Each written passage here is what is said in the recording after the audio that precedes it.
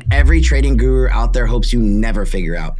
Most trading courses are designed to keep you dependent. They sell you signals so you keep paying every month, or they teach you one specific strategy so when it stops working, you have to come back and buy the next thing. This is different. It's a complete picture. Everything you need to know to trade for yourself for the rest of your life without ever needing anyone else again. And honestly, it probably doesn't make business sense for me to sell this because once you have it, you might not need us anymore. But that's kind of the point. Let me tell you a story. A few years ago, something happened that changed everything. GameStop, AMC, the whole meme stock era. I watched an entire generation discover the stock market for the first time, and right behind them came a bunch of vultures. Suddenly, everyone with a social media account was a professional trader. Influencers who had never traded in their lives were selling courses. Telegram groups were popping up everywhere, charging monthly fees for alerts. Discord servers full of people copying trades from someone who got lucky once and called themselves an expert. And it worked for a while because the market only went up. Everyone looked like a genius, but none of them were really teaching anything, at least nothing real. And they were just riding a wave and taking your money all the way.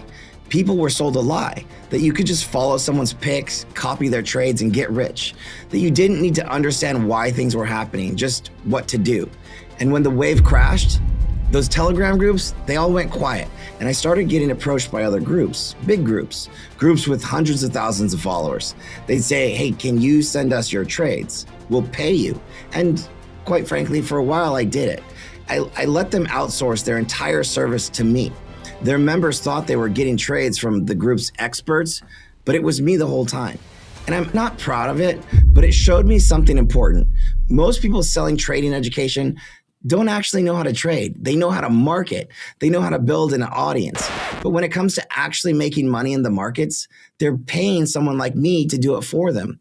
And that's when I realized the real problem isn't that good education doesn't exist. It's that most people can't tell the difference between real and fake.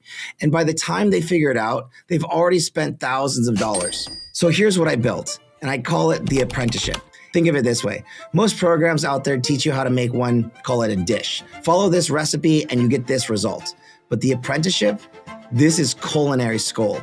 It's learning to become a chef who can create any dish that they want. By the time you finish, you won't have my system, you'll have your system built around your schedule, your strengths, your risk tolerance, and the kind of trading that actually fits your life. Here's what makes it different. It's complete. We start from the very beginning and take you all the way to trading professionally. Scalping, day trading, swing trading, investing, every style of trading, every asset class, stocks, options, futures, crypto, even Forex. If you can chart it, you can trade it. It's perspective. This is not theory. This isn't, well, it depends, or only in these situations. Every strategy we teach is like a doctor's prescription. Do this in this situation every time, because we've tested everything across all market conditions. We only teach what always works, and we teach it in the right order. Most people's trading foundations are crooked. They learn things out of order, picked up bad habits, have gaps they didn't even know existed, but we fix all that, brick by brick, in the exact sequence it needs to be learned. Here's what I see every single day. I open up our community and people are posting their wins. Not because I asked them to, not because I pay them, they're just excited. $20,000 in a day, $100,000 account built from basically nothing, 1,600% return on a single trade. And it's not just one person having a lucky week. It's hundreds of people consistently over years. When I trade, you see everything. Every entry, every exit, updated profit percent, nothing is hidden. And you can scroll back through years of this, 2025, 2024, 2023. The numbers don't change. Here's what over 1,500 trades look like. Win almost 80% of the time. When you win, you more than double your money. When you lose about a third. That's what's true. So 8 out of 10 trades, you're doubling up. The other 2, you're only giving back a small piece anyways. That math works. And that's the skill set that you're going to build. This isn't about hitting one lucky trade. This is about doing this over and over and over and over again. That is what we teach. So here's what you get when you join the apprenticeship. It's a complete curriculum. This is everything that you need. Financial freedom for anyone who wants it. The ability to know you have a real skill set, that you can go to the market and create opportunities whenever you want. That's what this is really about. If that resonates with you, you're ready to stop guessing, stop following signals, stop hoping, and actually learn how to do this for yourself. Then click the button below and let's get started. The door is open. Let's make sure that you never get left holding the bag again, because you'll never need anyone else.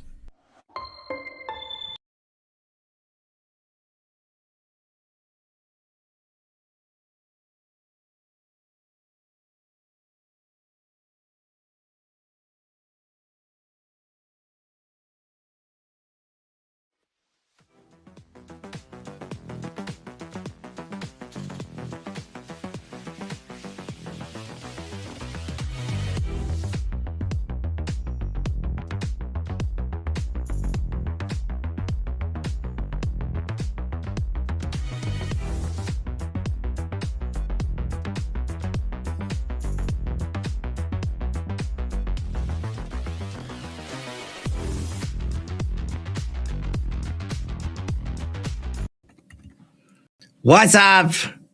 We made it. Audio check. Audio check. I think I'm good. Hello, everybody. Look at this. Oh, yeah. I like the team. The team did a good job on that. Oh, and my boys in the house. What is up, GM?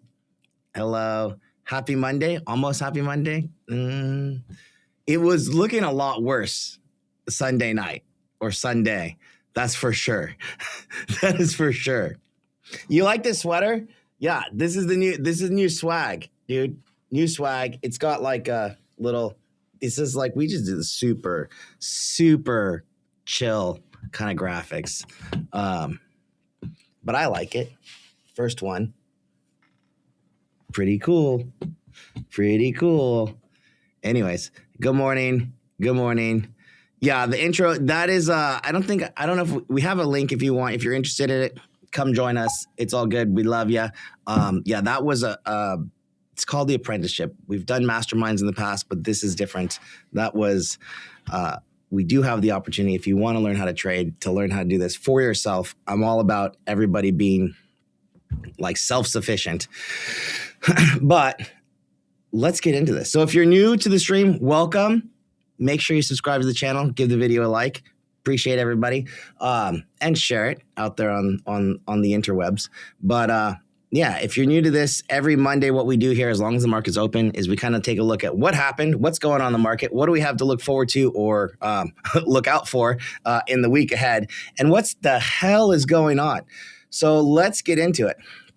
This is my thumbnail. So oil prices surged 30% over the weekend. Didn't hold the whole thing, but I mean, crazy. And I've been harping to our group for a long time that it's, you know, for the next, to me, it's legit like 3 to 5 years more, that energy in general is everything. Whether it's geopolitical issues or whether it's data center buildouts, I don't really care. Like there's no scenario in my mind that energy is not literally everything. And I mean, this is just one more reason of how we're, you know, what's going on, right? It's unfortunate of this catalyst, but I don't think, you know, to be completely blunt, I think it's just like that AI hate article or whatever, the fearmonger AI article about, you know, how it's going to be all bad for a lot of these software companies. Quite frankly, when I look at this, it's just kind of like, this is just one more headline that kind of was just fuel on an existing fire. And yeah, I think now it's kind of, everything's catching up. We've been trying to do, if you look at even energy commodities like CVX, Exxon, whatever, ConocoPhillips, they're not up nearly as much. And we'll break it down again this week. But what I can tell you, the fast forward version is that in truth, the catch-up trade here is the commodity itself, oil, which when you think about it, just simply said, I think Chevron, Exxon, XOP, the whole sector is probably up about 50% already when the oil, the commodity is not even, I think it was negative before, or basically flat. So it's a hard trade if you're looking for a catch up in the oil stock specifically, but they'll probably catch up eventually after oil does its thing. So anyways, let's get on with it. I grabbed a couple headlines. I mean, they're all pretty much the same. Listen, Iran warning of $200 a barrel if oil strikes on its infrastructure. Don't stop. I mean, just looking at some basic stuff, I could see 150 personally, but who knows? Analysts, multiple analysts are talking about this now. Obviously, that it's basically at the highs. Does it stay at 150? That I think is the question. Analysts see Brent going to 150. Russia's Putin oil production linked to the Strait of Hormuz. Again, risk coming to a complete halt. It's not shut down, but complete halt as early as next month. I mean, this is crazy, right? Trump says no Iran ground mission, and I'm not sure who he was referring to. I just grabbed this headline. Trump says no Iran ground mission. That's what was important. He's not happy with the new leader. We'll see. And a good headline. I can look at this guy. I can see 150 at hoodie. Yep. Novo. There's the good news. Novo Nordisk and HIMS. HIMS at the absolute barrel, like bottom of the barrel. I think it was in the low teens for a bit. Last I looked, it was like 27 something. I mean, this legal issue has been looming for them for a long time. And so that's going to be out of the way. This thing is shorted to oblivion. I don't know what the current short float is or short, how shorted HIMS is today, but I know it's probably one of the worst. And then now they don't have the legal issues. They're going to sell Ozempic on HIMS and HERS platforms, and Wegovy. So yeah, I mean, it's good news. At least it's not as bad as where we were. So this is basically the thing. Like, it's all about oil. I'll tell you what, if we do see sustained $100 prices in crude for a while, I mean, yeah, the market's going to have a conniption fit. You sold the entire position at 24. Hey, it was at 7. That's a good, in like a, overnight, boom, over the weekend. It's a huge bounce. This guy always commenting on my hair, man. I love it. And yeah, it was a good week. Everybody have a good weekend? I mean, as best you can, for sure. But yeah, let's take a look at some other stuff. I think within this geopolitical situation, it's tough. It's definitely tough. And I have some slides here from a market perspective for our retirement accounts. Well, how does it affect us? Before we even look at a chart, I'll just say things are heavy, right? Things are very, very heavy. Like, as in, they do not look good. And they haven't looked good for a while. We'll get into that. But, it was anybody in the webinar last Friday, we did this free webinar. So if anybody was there, oh, look, Senor Foley. I had a friend named Chris Foley. I don't know if that's your first name, but, or if you're my friend, but you can be my friend now. But yeah, the Apprentice videos, oh, dude, they're hot. They're very good. But where was I going with this? It looks rough at the index level. If you're in the webinar, and where I was going with this, is that the market moves on what it really is. It's like this relationship between inflation and rates, or inflation and growth, if you will. And the focus of that ends up being on the Fed, right? And everybody thinks, oh, the Fed interest rates, this, that, and the other. What are they going to do? The truth of the matter is, in reality, the Fed can only control like the 2-year Treasury notes, doesn't control any other market. So like, if you're looking at TLT, the Fed doesn't really have anything to do with that. But that was fantastic. Love it. But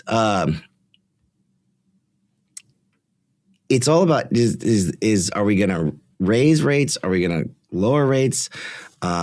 I think coming into this year, the market technically had about 2 rate cuts priced in for the year, but there was still a lot of optimism around maybe potentially more cuts.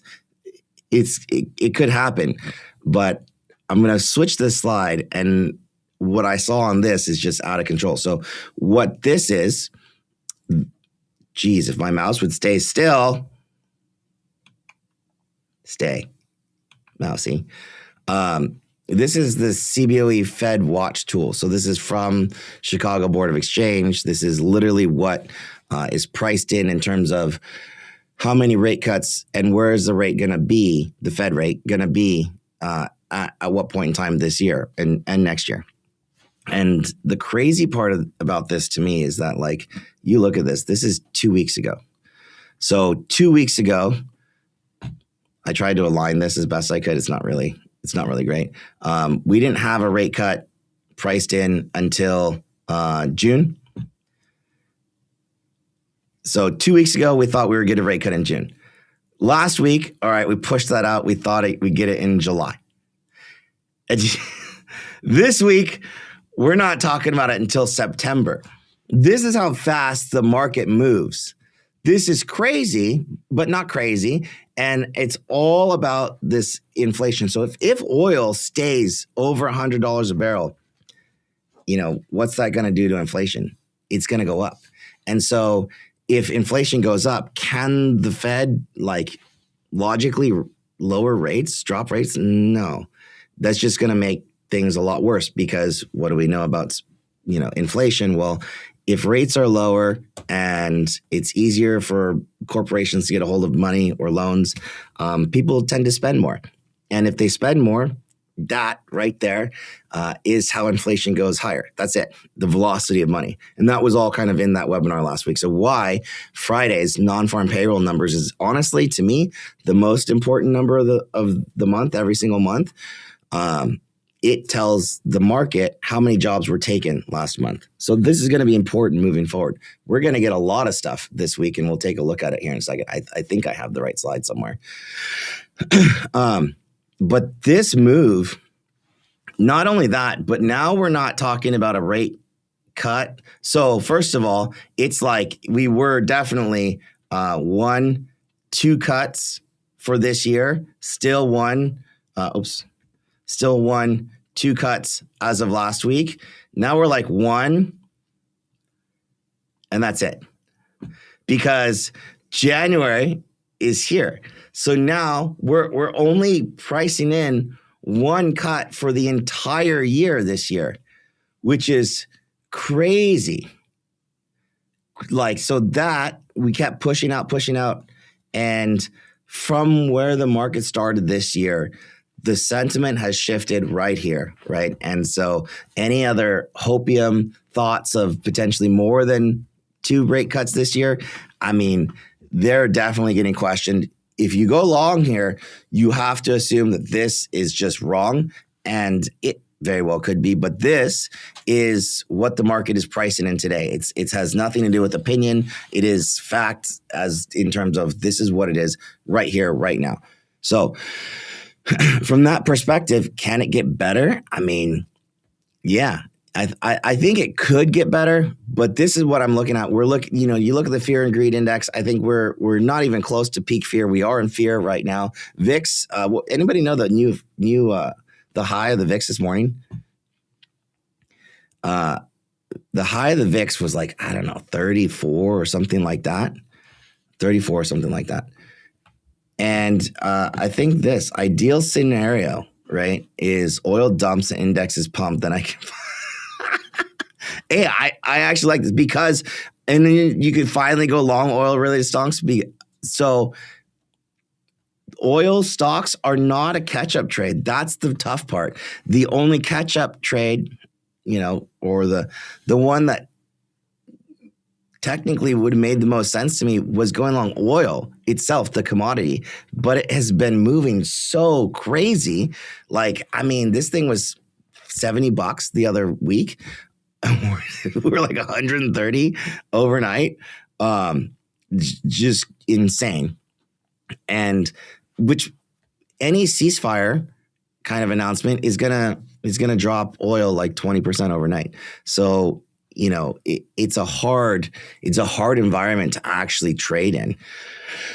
But because of where we started this, I personally would agree to this. I personally still think that energy, no matter how I slice it, is everything. Because if I still believe in the AI, build out and this generational data center build out, I still think that's true. I still think that like energy is going to be needed. Whether or not it's like overpriced at this moment, though, that's the question. But this is where we are. We are no longer pricing in 2 rate cuts for the year. That's what's happening. We are now pricing in 1 rate cut for this year. I don't know if I said cuts or hikes, but I meant cuts. But we're only pricing 1 cut in now. The one. Yeah, and this is the hardest part. The main play already happened. So crude, USO, 130 in the pre, you're pretty much there. This is kind of like it's very reminiscent of silver, and not gold, but silver. Like, the silver trade, you saw it coming a long ways away. Is it over? I mean, it's holding, but for a period of time, it was way up there. So if we get these crazy spikes and oil settles around, I don't know, 75, I think that's probably realistic. But to come in on oil here now, that's crazy. I mean, not crazy, but like it's risky. It's not crazy. It's just risky. So it's a hard trading environment from that perspective. One other thing I don't do very often is that there is this, if you Google this, is NAA, just start NAAIM. And I'll just pop this here. There's a survey. And this survey is essentially what is the actual exposure for like to equities for, I think this is not retail, this is everybody. But we're last quarter, we closed at 92. This does go over 100, by the way. And I think the last couple of weeks, we were in the mid 80s, mid to high 80s. Now we're sub 80. I will tell you that this index actually goes really low. I've seen it in the teens. I think it typically bottoms below 60. But we're not quite there yet. And on the website, it's kind of cool because here's the national exposure, and then they have down here's the actual S&P 500. So the exposure is going down, but right now, I mean, the S&P 500 is still going sideways.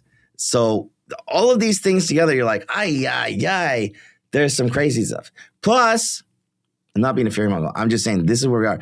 Plus, we have seasonality to deal with. So I'm like, we got this, we got that, we got seasonality, headwinds. Technically, March is okay, right? But from a four-year cycle, right? Presidential cycle, 1, 2, 3, 4. I mean, we still have a little downside to go, but this September dip is the dip to buy. So it's like, I want to buy stuff. Like, I really want to buy stuff. But at the same time, I'm like, we could have a lot more downside in the cards. So I still need to have cash at the ready. I think, in general, I still want to have cash at the ready. And again, if you're buying anything, I said this last week, if you're buying anything with at least a 3-year time horizon on a 4-year presidential cycle, this is the dip to buy, right? Or really, I mean, anything in this area from here, because it is, it's 1, 2, 3-year time horizon. I mean, I still have the biggest, strongest rallies to come from that cycle perspective. But this little dip, seasonality has been a little weird, but generally speaking, everybody that's a major player in the stock market and has been around for a while knows this cycle. This is not a new thing. So yeah, we can have a little bit more downside, but it's going to be a buyable dip, probably towards the end of Q3, early Q4. But, if I'm trading on a calendar, that's how it usually plays out after tax, after everybody's extensions are played. Also, this kind of like revolves around the tax season because like, I mean, a lot of people are probably about to pay massive tax bills as it is. So we might see a little bit of pullback. And the difference, quite frankly, between a midterm election year and the rest of the years is that we will typically get like a June, July rally in the middle of summer. And for a midterm cycle year, we don't tend to see that. That's usually the main difference. So yeah, I mean, it's tough going. I think, certain things, the good news here is that certain things bottom way before other things. Like I talked about trade desks the other day. Oh, that's crazy snipe. Trade desks off the lows, HIMS off the lows. Hopefully my Robinhood, I don't know, but certain high beta stocks, a little bit more dangerous, but they will bottom first. So I tend to watch those things, right?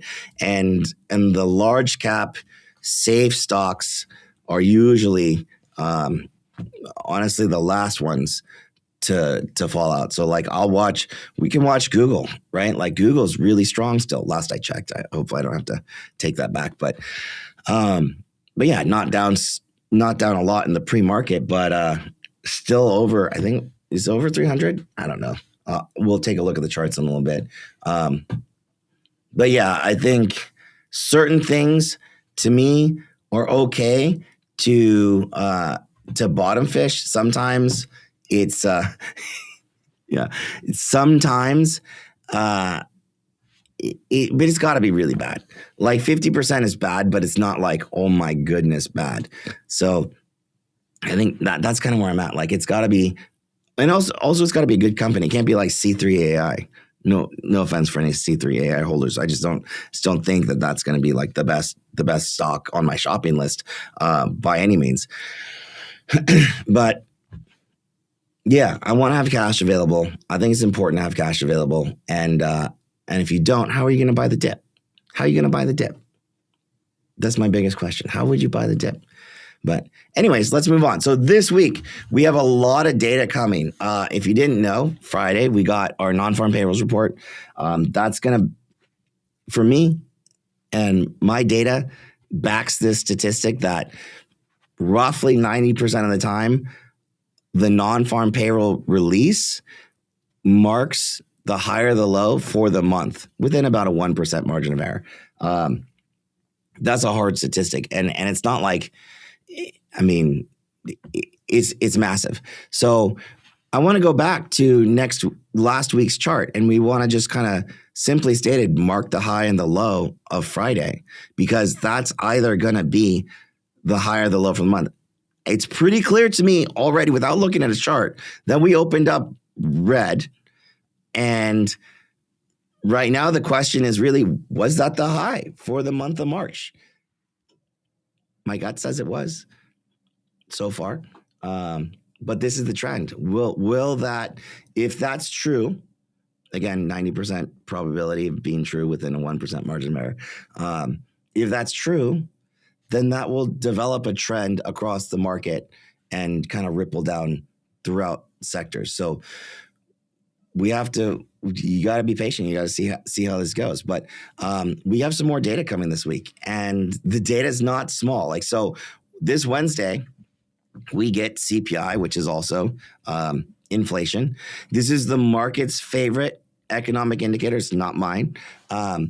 But it's the market's favorite because of that relationship between inflation and growth, GDP being growth. I also believe we get a GDP revision or another GDP number. But yeah, so think about it this way. If we have high or sticky inflation and the economy as a whole is not growing as much as we hoped or not growing at all, which will show up in the form of GDP, that's rough. And so that's the fear. So that fear is underlined, and we see the rest of it. And it seems to be, people with that fear will say, oh, $100 barrel oil, that's going to be justified fear now. That's where we are. So yeah, I want cash available for the dip. again, not being a fearmonger or anything, but if this dip is good, like if it's a good dip, like if it's a money dip, which I think it will be, I hope. I mean, I quietly hope to myself that it's going to be a very hefty, beautiful, beautiful dip to buy, because you bet your ass I'm buying, but not yet, not yet. Yeah, those who were paying attention last Friday absolutely know it. Absolutely know it. So CPI is going to come out on Wednesday. Is it going to reflect $100 barrel oil? No. Is it going to reflect higher oil prices? Yes, for sure. And then and the market's going to react on that, because then they're going to see, sticky inflation, most likely, and lower GDP, which is, I think, what we're seeing the market kind of front run a little bit. And that is not, in that scenario, that is I think that's stagflationary scenario, in which case, commodities themselves are like the main trade in the market, meaning silver, gold, oil, commodities, any dollar denominated asset, copper. We could talk about copper. I think these assets, these commodities are a crazy trade right now, but a lot of them have run quite a bit. So it's very hard to get behind them again. And if you haven't, I don't think you need to chase them, but I would say, hey, look, if we get dips, these dips are going to be money dips as long as you have a long enough time horizon. So that happens on Wednesday. And then we get Friday, which is this is the number that the market looks at, right? CPI. That's on Wednesday. That's not really the number that the Fed looks at. The number that the Fed looks at is really PCE, and that comes out on Friday. So PCE stands for personal consumption expenditures. And so earlier on in the video, Friday's webinar, we talked about how is inflation, this is inflation, really determined. It's really determined by the velocity of money, and that shows up in PCE. So again, the Friday number is actually a little bit more important, because that is how much, this is the old inflation reading. That's what this is, CPI, Consumer Price Index. That's what has been in terms of inflation. And a forward-looking component of that is this PCE, which is how much are the consumers spending, i.e. the velocity of money. And if they're still having to spend more, not necessarily talking about getting more things for spending more money, we're just talking about spending more money. If there's a difference there. If they just have to spend more, that's going to imply that CPI will either continue to be sticky or elevated. And so it's a big week, man. It's a big week. I checked on the earnings front. There's not a whole lot. I think the other, like this Adobe that's been absolutely decimated. We got Dollar Gen here on Thursday. So Thursday before the open, Dollar Gen, interesting one, we'll see. Tomorrow after the close, I don't know if this is patient zero or what. Would you guys consider Oracle patient zero?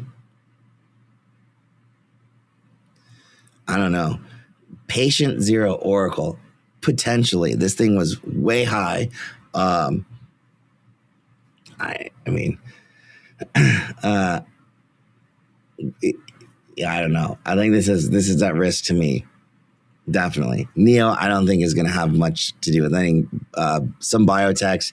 HPE, actually, so tonight HPE might be interesting, because this is Hewlett-Packard's enterprise version. So this is servers, storage, and things like that. Direct competition to Dell, Supermicro. I don't know that they're going to do that well, but it is what that is. And yeah, so we'll see. Ulta, the lipstick stocks, it's been doing all right. We'll see. Not a lot on deck. But yes, CPI,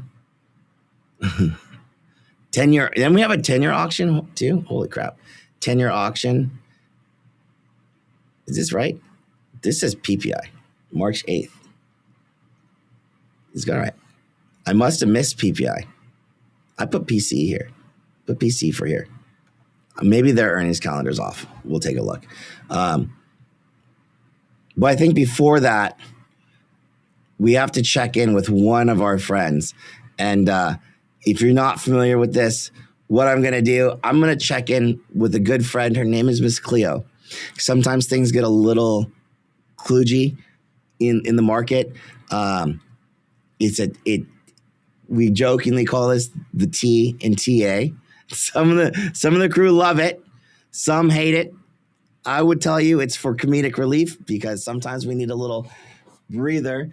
But yeah, let's see what she has to say. If you're not into this, look away for a little bit. I'm just gonna read this thing and then we'll jump back into some tickers and stuff. But go ahead and take a look at go ahead and drop your tickers and then let's take a look at what she had to say this week.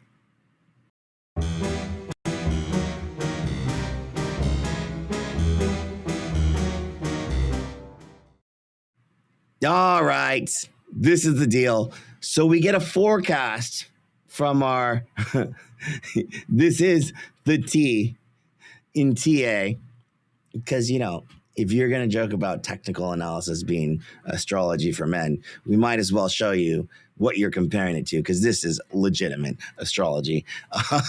But anyways, we get a theme card for the week up here.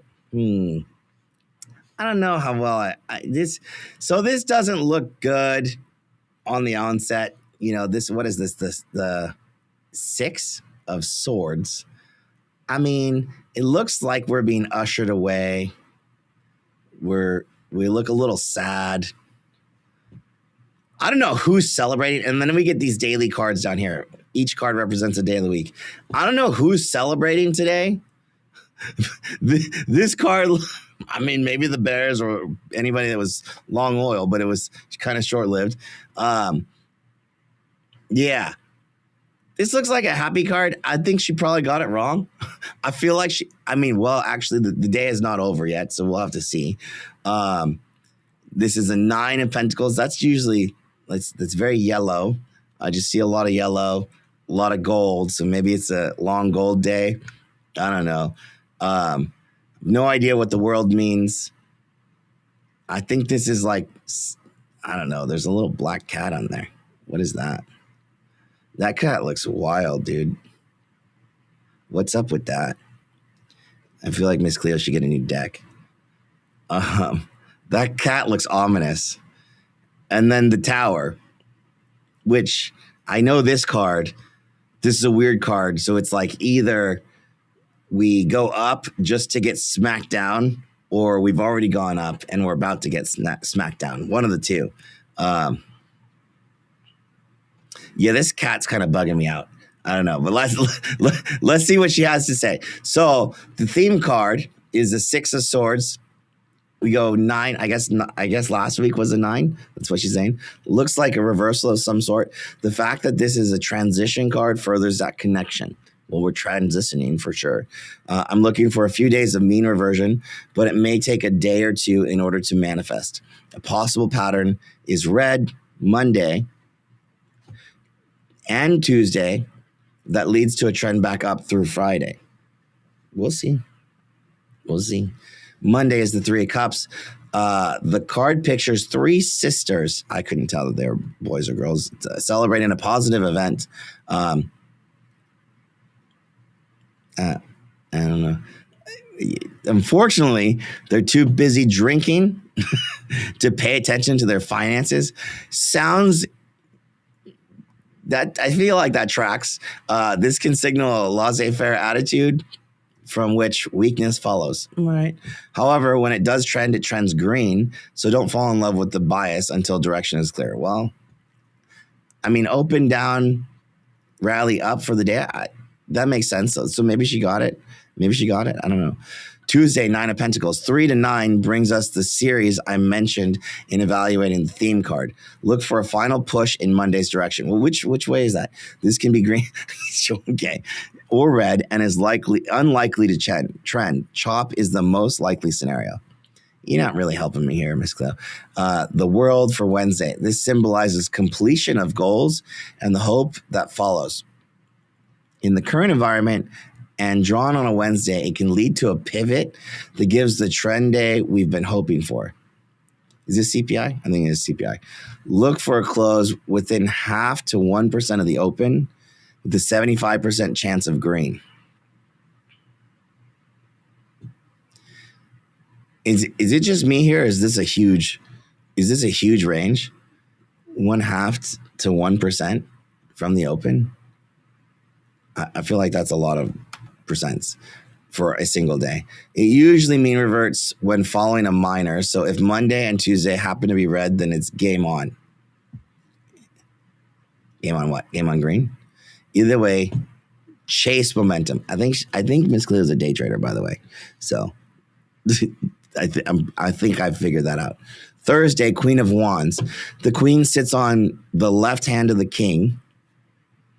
What does that even have to do with anything? With nearly equal energy and impulsivity.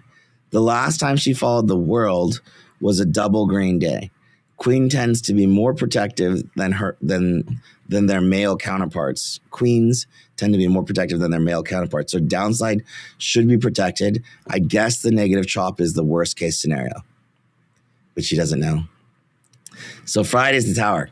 The Tower is one of the most energetic cards in the deck. It brings collapse after a strong run and reversal after a strong run.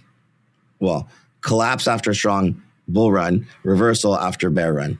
In either case, the green gets faded, sometimes fully, before any real rally can take place. So we're looking to sell rallies, but only for a quick turn. We buy dips until the rally manifests. Okay, that shit right there we don't do. But okay, Miss Cleo, you can do whatever you want. Recap, this is a cleaner week than most. There's a lot of energy, and we should see more trend days than chop days. Well, that's the good news from Miss Cleo. I think that's it. So with that said, I'm gonna do one more thing. I have for a while, jumped over to my buddy Evan's post. If you don't have this, I'll just pop this every Sunday. Every Sunday, he puts a little catalyst watch out. So I'll just drop this. This is what I'm looking at. Dropped in the chat. Collapsing towers. No. I don't know, guys. I don't know. But what I want to do is I want to just drop over here, check in with our boy, and see what the catalysts are on deck for this week. Because I think there's a couple coming up. This is a pretty brutal image he's got going on. CPI. We talked about this earlier.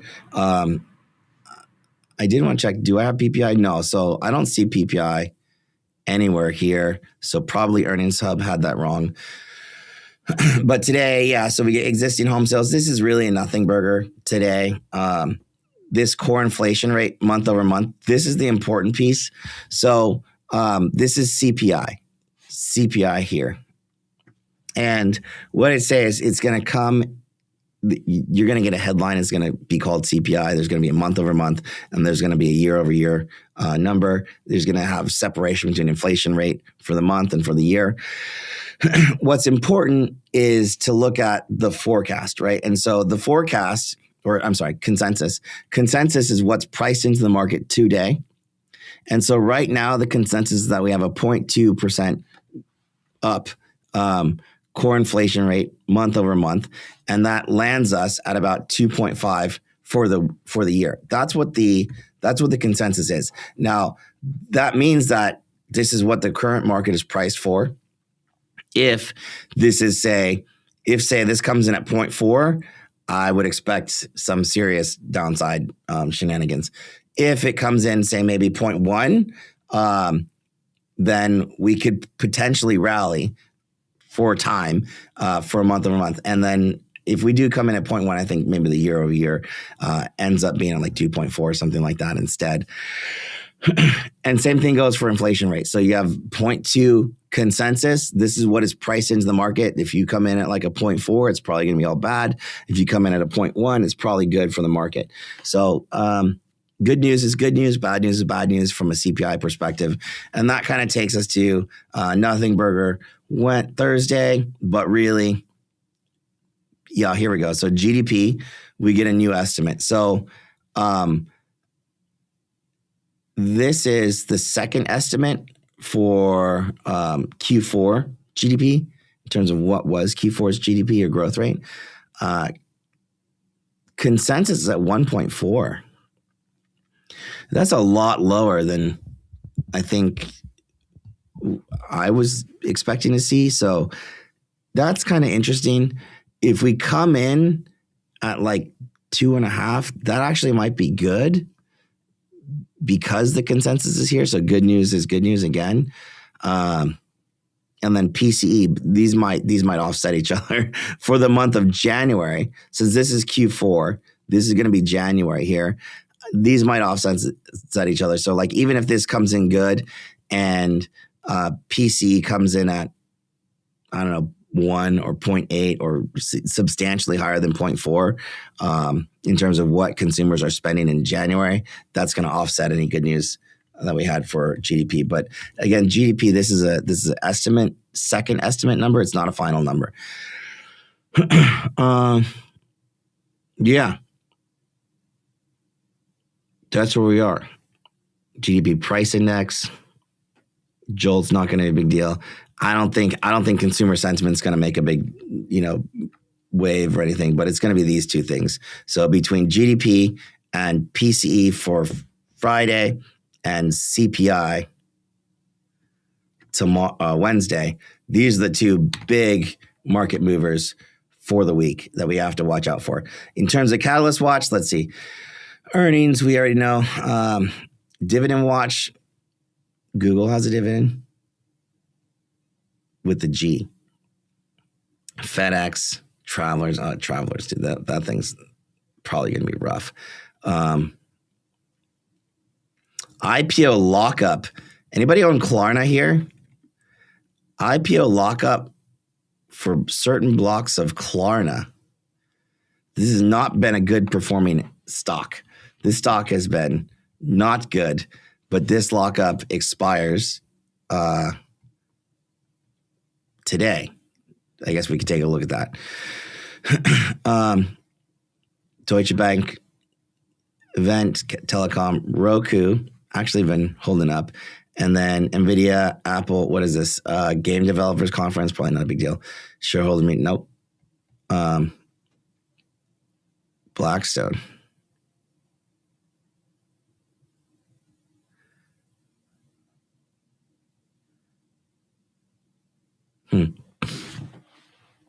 We'll see. Tuesday. Don't know these guys. Barclays Healthcare Conference. J&J, Baxter, Medline.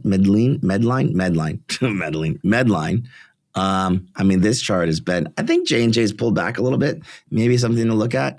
And then the next summit for online gambling will start. I feel like we just had a online gaming conference, but we'll see. Wednesday, this is, UiPath apparently releases Campbell's Soup. Does anybody remember when Fossil was like a short squeeze candidate? Fossil, like the watch. I have no idea what that thing's doing. And then my Celsius, Jared Lagans, will present at UBS Global Consumer Retail Conference. All right. Thursday, my Ulta. Lucid has an investor day. Long-term growth map. I don't know. We'll see. Lucid's probably like the furthest behind in terms of like self-driving stuff.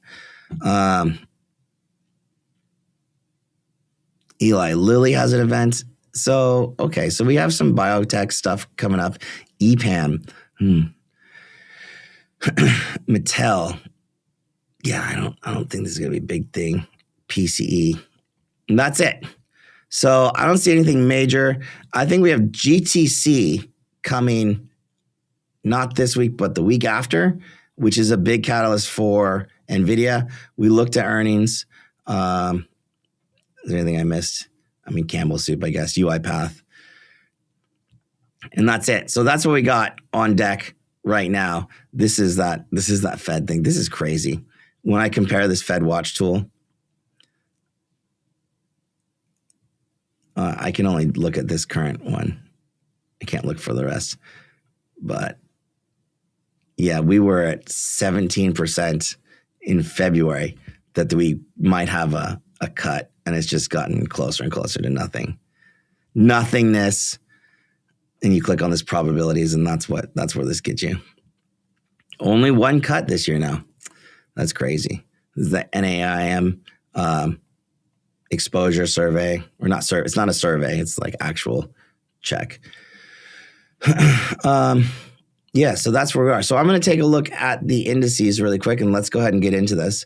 My first look is usually using like a 30-minute chart, like so. See where we are. I have a couple things I'll monitor at the bottom right now just to kind of give me broader kind of like checkpoints and really see where we are. But here's the S&P 500. So right now we know that this was resistance, generally speaking. We know that this was support, generally speaking. We are potentially going to find out if we have a classic SR flip, meaning what was support becomes resistance down here. To me, a breach of this probably could have been viable near term. and we'll see. But the biggest thing, and I'm going to turn this on really quick. I'm just going to do one.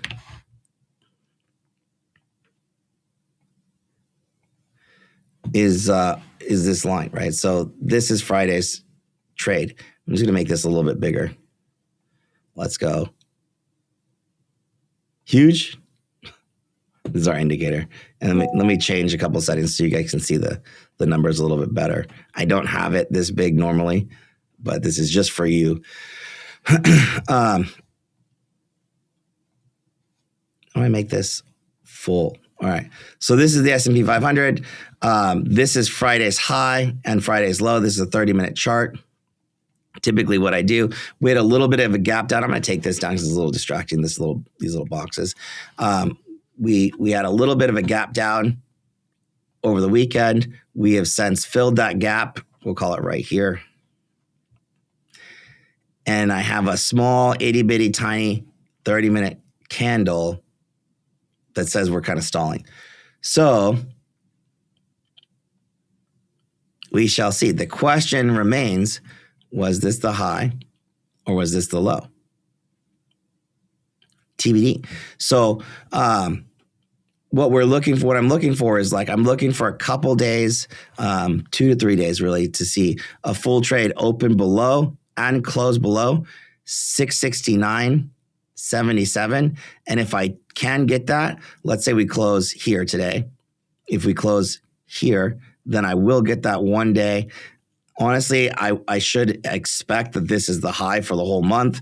If you're selling options or selling premiums, things like that, I think that, selling anything in this area is probably good for now.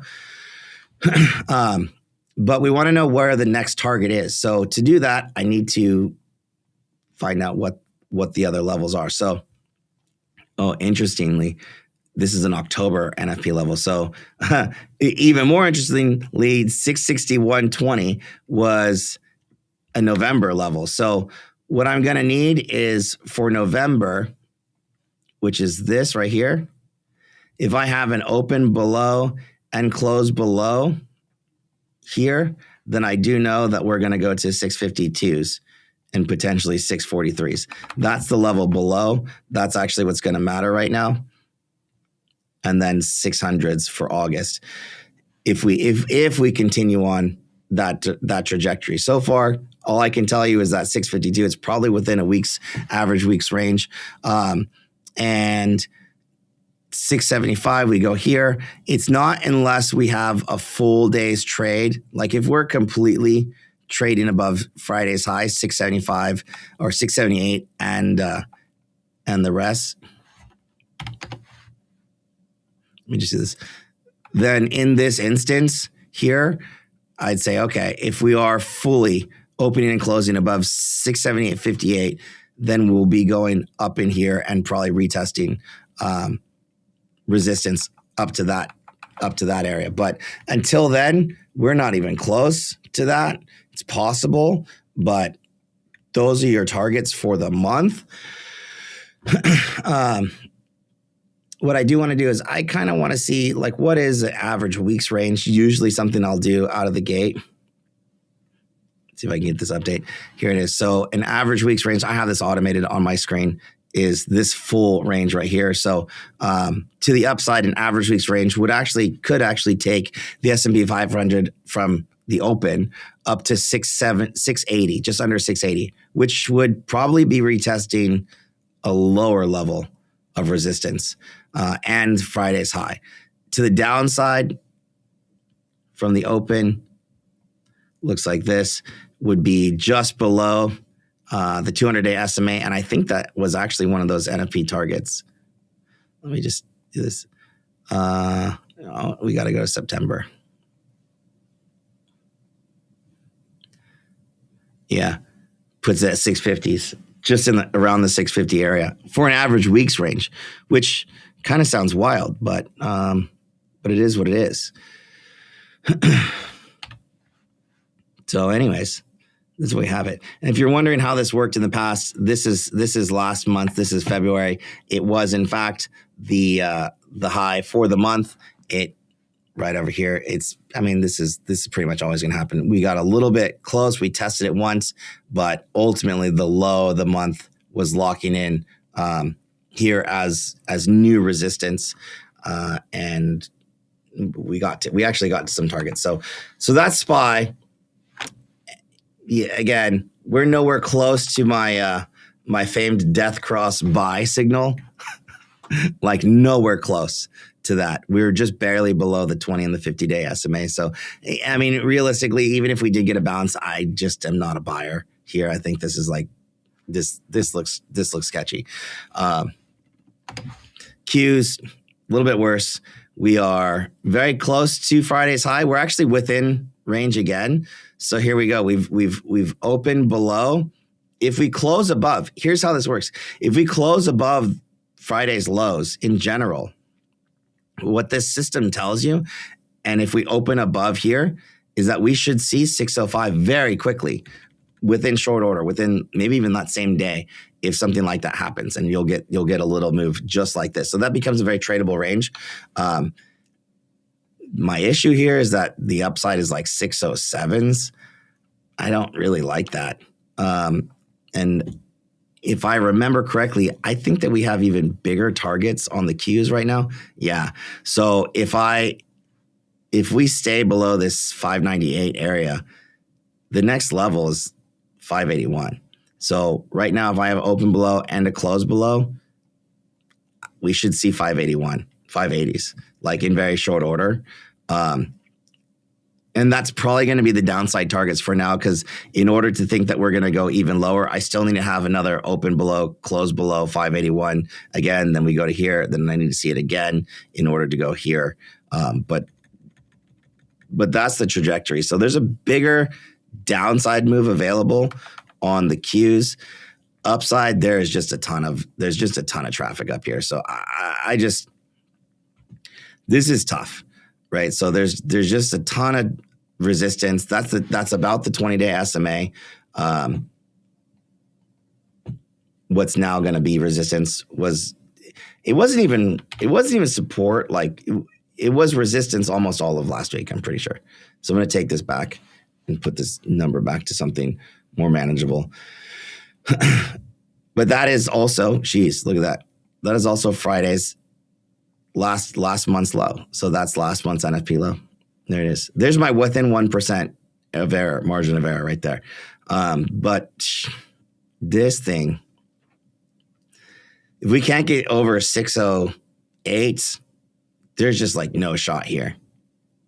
So more patient and way more cautious on the Qs than anything else. I'm not liking this chart setup, man. From an average weeks range, let me go ahead and pull that up and see what that puts us at. That is a bit rough. These are near term, but from an average weeks range, that gives us up to I mean, up to 612, so we could get up there, possibly, here. And then on the downside, we actually have down to 575, which, is that a target? I don't know. Let's see. 581 is not five. Yeah, right in this box here is that downside target. And that is within an average week's range. So that's what it is at the moment. If I zoom out a little bit, I don't know that it makes much difference. We'll just pull this on a daily, but yeah, I mean, we're bouncing. Maybe we get a little pop back up into resistance, but not looking good, guys. This is the volume profile for the Qs. Wow. Yeah, that is a lot of resistance. I didn't realize there was that much resistance here for the Qs around that 600 level. We must have been there for a long time. 167 days so far. The Qs have traded at this level. That's like nothing. And if I zoom out, really?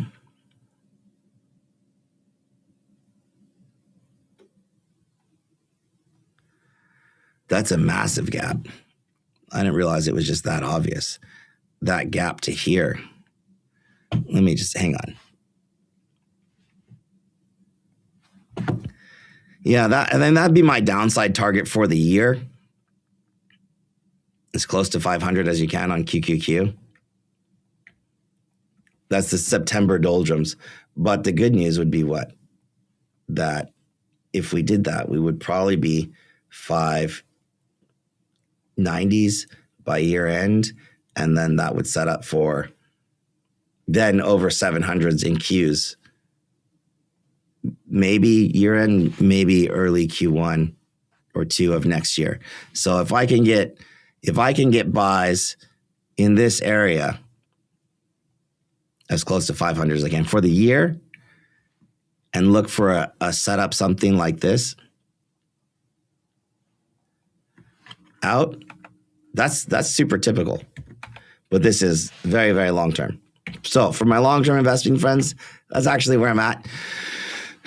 This SPY is actually kind of similar. This is not looking good. It's about 600 on SPY. We are below primary support, but it's about 600, maybe a little bit lower, below 600. And if we did get something like that, that would set up for the 750s to 800s next year. What is that? If I got something like this to the 800s next year, I could get another 40% if I'm patient on SPY. I like that. I like that. Some of you guys that don't know me, like, it might be like, oh, this is crazy logic. This stuff plays out way more often than you would think. 2 other index like ETFs that I've been watching for a while. One is IGV to tell us if we're going to get a bounce. We got a bounce in the software sector, the most beaten down name. To me, this could go all the way up as high as like 100 and still be in a counter trend bounce. So you got to be very careful about that. 97.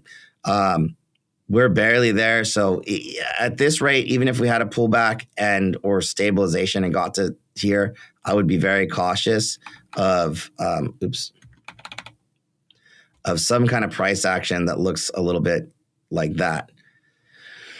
But this counter trend potential rally has been on the cards for a while, and I've been very explicit in my words to use, like, this is counter trend right now. But I think, again, if a sector is going to bottom first, it's going to be in this area. Is this enough to pull up the rest? I don't know.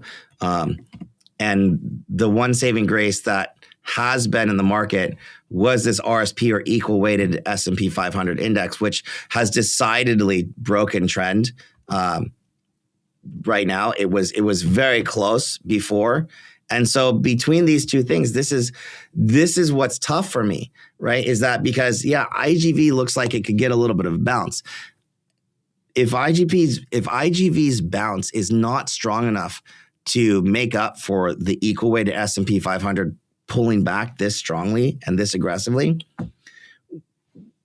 it's at least going to be choppy at the index level for a while. But if IGV all of a sudden doesn't hold on to some of these gains, and this is still continuing to happen, that combination is what gives us that pullback at the broader index level. So these two charts, super important. Let's say if IGV is still strong and RSP recovers, that combination, both of these two things going up, that combination leads us to all-time highs. But that's not what I'm seeing right now. And I think because of that, these are the most important charts, not Nvidia, not oil, not Bitcoin, not any of that. I think the combination of these, not the VIX, not the dollar, right now, this is what's going to tell me from a broad perspective, yeah, what am I really walking into?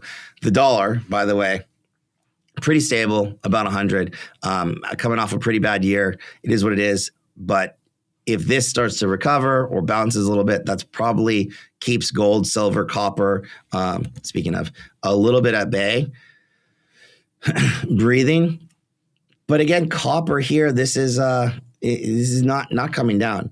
The ones that I was talking about earlier, this is XOP. This is the oil and gas sector.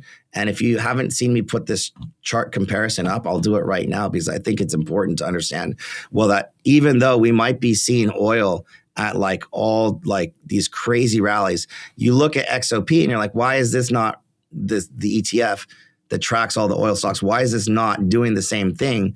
Well, when I put it on, let's say, a weekly scale here, and if I were to compare something like US oil or you know what, let's just do crude. Can I do crude? Maybe I can't do crude. Oh, this has gotten all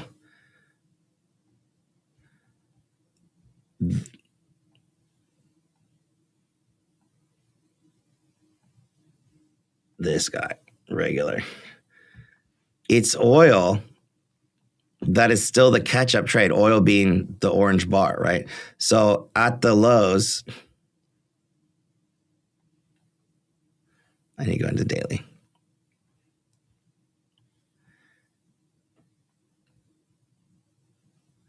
This is 2025. At the lows here, we are up 65% for the assets, and oil right here is basically flat. And at 100 a barrel, I mean, it's up 11% on the year. So, I mean, just inflation alone, because of that, I'm like, oh crap, these guys, the oil stocks, have come up quite a bit. They never really pulled back while oil was dipping. They held pretty steady. And now this thing is just catching up. And again, just from an inflation perspective, I'm like, wow, it's hard to just not acknowledge that oil itself as an asset is regardless of what's going on. Like, you know, Trump might not want to keep oil at this level, but he can't stop in the short term, like what's going on geopolitically. Do I really think? What do you think? I mean, I do. I really, really think that. But for all the reasons that I listed, can I be wrong? I could easily be wrong. It would just take one headline or one narrative shift to change. But right now, I'm not wrong.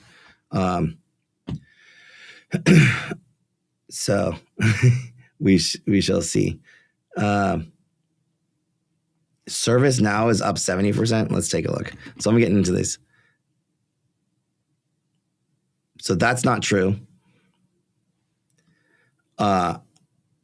Oh, your calls are up? Yeah, that doesn't matter.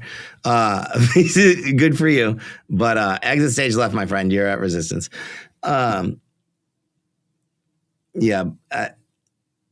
Go in all in Rocket Lab. All right, well, let's look at Rocket Lab. Let's look at ASTS. So I think, I like Rocket Lab. It's holding. I like this pullback, but again, I need the narrative. This is a harder one because it's like I'm not going to see the headline coming, which is going to be the catalyst for the narrative to be in focus for Rocket Lab. So you would kind of have to speculate a little bit, but I mean, right here, right now is just okay. This is your average, basic, run of the mill, 50% retracement from this low to this high. That's exactly what this is. It's not anything special. It's not a huge edge. A better edge was 60, but can it go to 60 again? It really can. I just don't want to see it lose this area. So this year, this is your support on Rocket Lab, right in this area. Let me turn my volume profile and some other things on. And you're underneath this. You got a lot of headwinds right now. All this needs is like a little headline, but that to me, that's guessing. So I don't really do that game a whole lot unless, at least not with real dollars, like large dollars. I could see this up to 85s, at which point you got to chill because it's going to go sideways for a bit and it may take that trek back down or it may go back to the upside. But the trade that's available is from here to here. It's still on deck, but again, it's very high beta, very high risk kind of trade. It's there. And if not, if we can't hold this area in short order, it would be back to 60s. And if you lose 60, it's just, you really don't want anything to do with this because you want to get out of the way if it loses 60s. Because you'll see 40s real fast again, which, maybe you like to buy it there. But if you like it, I would say this is your first buy zone. This is your second. So 1, 2, maybe it gives you an average of 50. And that would be it. If I got a crazy annual drawdown on something like a Rocket Lab in the 40s, I think I would take it. But it means you can't be over leveraged at the wrong time. And this might be the wrong time to be able to do something like that. ASTS, a little bit more challenged, doing something similar. We'll take a look. Yeah, so this is your support area. Again, right in here. This really needs to hold. I don't know about this. Right into that bear zone of resistance. ASTS already did what I kind of just outlined on Rocket Lab. So right now it needs to hold this like under 80, low 80 level. So maybe it goes sideways. This is already reported earnings, but we shall see. Thank you, Connie. Yeah, if you haven't smashed the like button, do it. I'm going to get into some requests here. Vlad wants Nokia. So we'll take a look at Nokia. It's been on a little bit of a bounce. I don't know. It's not my kind of stock, but what I would say is you have a pretty kind of clear measurement. Don't trade options with something like this. This is strictly equity.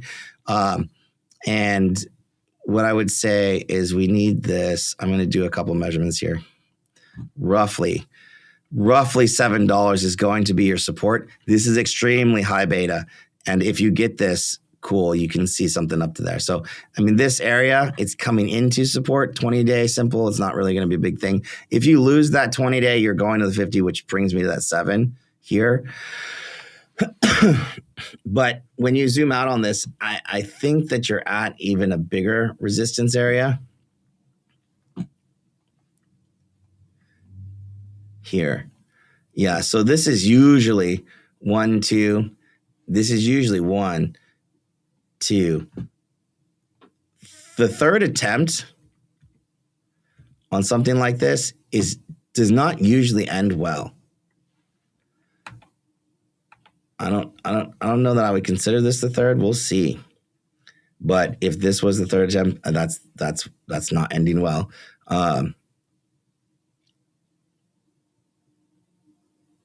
Yeah, if it's significantly over 9, okay, cool. But all this noise in between now and then, I think, have at it. 43 billion. I think Nokia is now network stuff.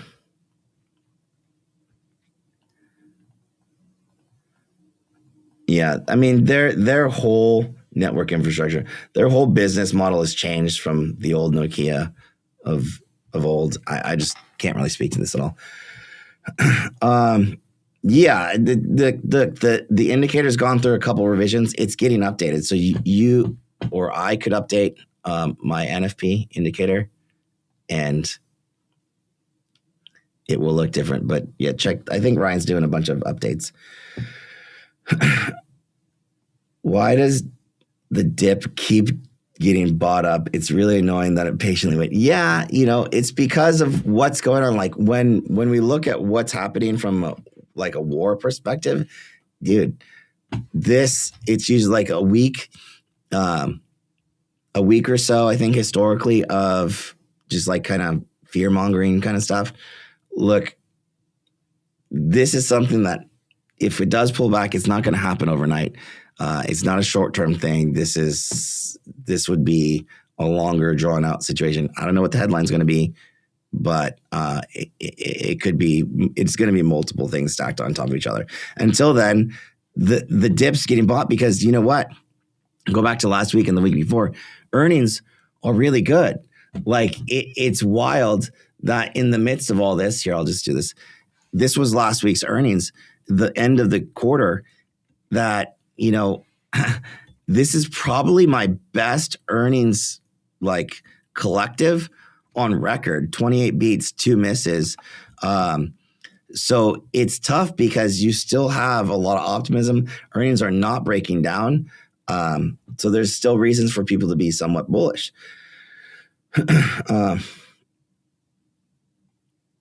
Yeah, guys, get up. This is all getting updated. And on the NFP script, if you have that, it's all updated. But you don't want to be on the daily. So I believe if you don't have the correct numbers, October, and if that's when the actual release came, and then we have ADP. So when the government shut down, there are ADP levels. The market uses ADP instead. So that's all in our indicator. That's literally baked into all of it. But look, right now, we're probably going to close below. Telling you guys where we're going, November. This is November 20th, not the first Friday. It's because it's not always the first Friday of the month. It's the day that the data gets released. So if you try to script this, have at it, but you're going to have a lot of errors. I know that our team after this last version of this has been, I don't know, 80 hours maybe, just going back and checking the last 10 years of data to make sure it's all good. But let's take a look at some things like this. So SMH.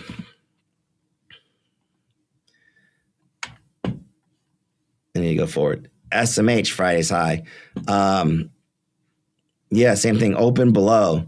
It's like I have an open below. If I have a close below, cool. Like this is an equity ETF. It's not the index. NFP was designed for the index, but it works pretty close, man. Here's last February. It's not going to give you the exact same metrics because again, this is more than 1%, but the 1% is designed that's QQQ SPY. But it's pretty close. Plus we have GTC coming next week. So the broader semi index, I think you have to look at something like a Broadcom, which is now actually at resistance. It did good on earnings, but what I'm not seeing, here's earnings for Broadcom. When we do this kind of stuff, I'm looking for can it actually sustain a move over that high? Well, it's trying. It's not like getting up and going, and overnight markets are selling this off in between. So I'm not super bullish on Broadcom even after that earnings report. What I will tell you is that this is like a bearish retracement right here, right now. I don't like it. I actually don't like it. So I would rather NVIDIA with the catalyst coming from a short-term perspective, long-term perspective. Yeah, this is a kind of a chart that could one day can change the whole trajectory of this situation on something like a Broadcom. I know this wasn't the request, but SMH was. I think this is a massive part of it. One day it could be like this, and then boom, and then boom. So this is not a chart to jump into.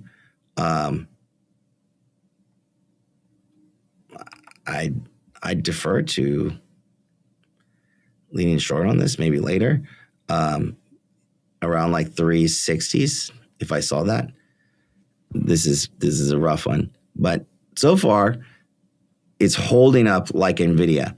So maybe it has that little piece of it. Merck. We can look at Merck. So Merck is fine. I think biotechs are hard in general, just because you have to know like their pipeline for like the foreseeable future. They had a lot of stuff coming off, and we'll see. I think it's okay. It's already made a big recovery. So from 75 in mid 2025, it's now back up 50%.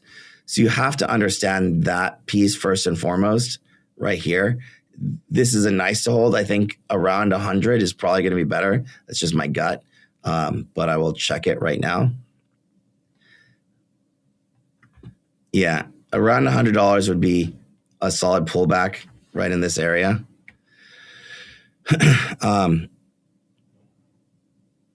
And it's possible you see 90s, but that's if it's below. It's below the 20. It's sitting on the 50. You lose this, you're probably going to see sub 100. I don't like it. I'm just looking at a broken trend here. So even if this, from a chart perspective,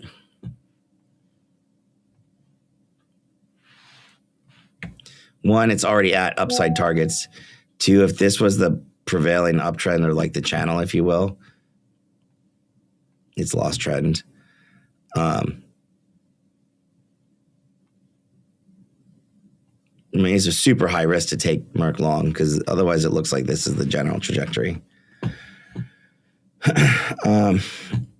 Lilly backtest. Yeah, also not looking good. Well, this is really, so Lilly had all our upside targets achieved from the other day or from way back when, from this breakout area here, consolidation breakout. This had actually hit here. Target 11 and change. We had that outlined like months ago. Now we get a period of rest. This is wild. So this chart looks really bad. I mean, near term bad. Like you see sub 900 again.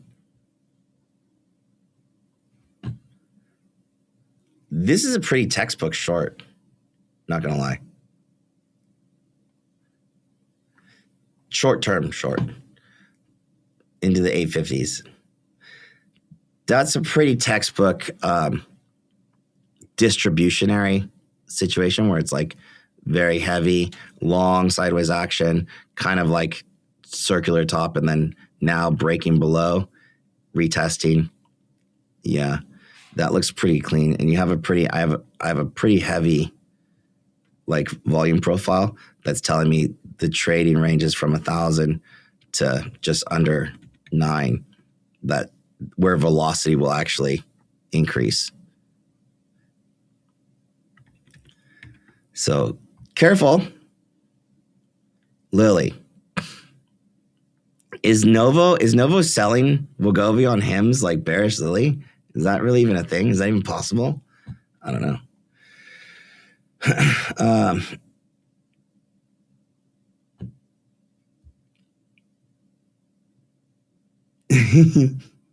Yeah. Patience.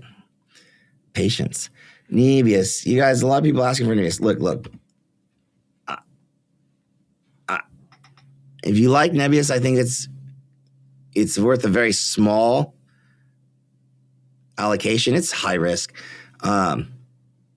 Still not texting my boy. I'll text him sub 60, but this is in the data center realm. It's not in the US. It's not like US build out. So I like it for those reasons. I have a lot of US energy stuff. This is not energy. This is like a neo cloud. This is sideways. So I think you do sell, I don't know, $70 puts and $100+ calls all day long on this, and just sit there and plump up with all those premiums you're going to collect, because it's probably going to be massive. Is Discord down? No, that was probably older. Will you get married?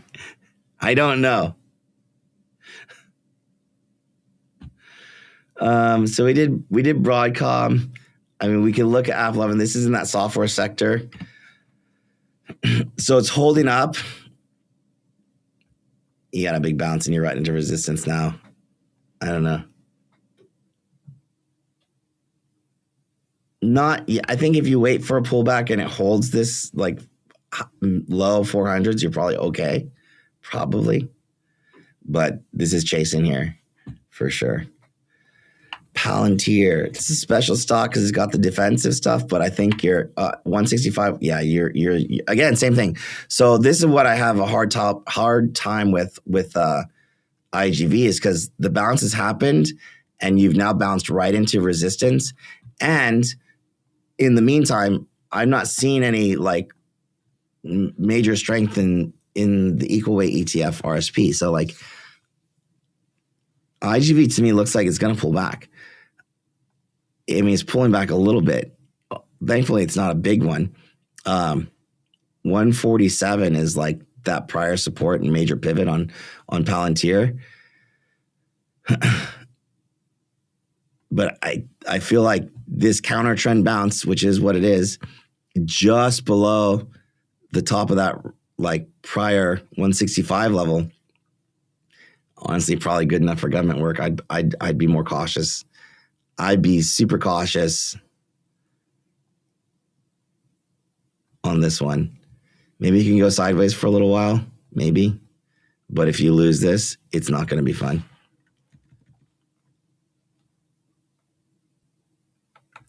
I don't know.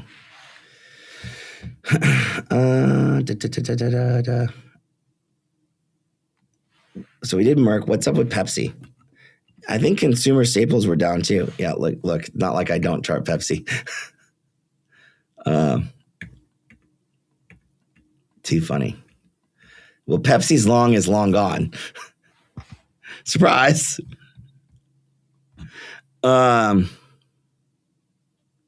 Even consumer staples looking rough.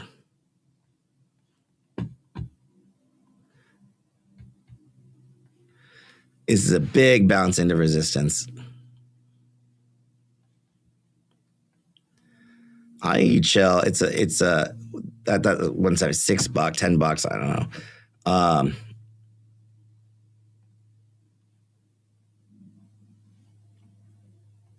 That's a big pullback. I'm looking at some support.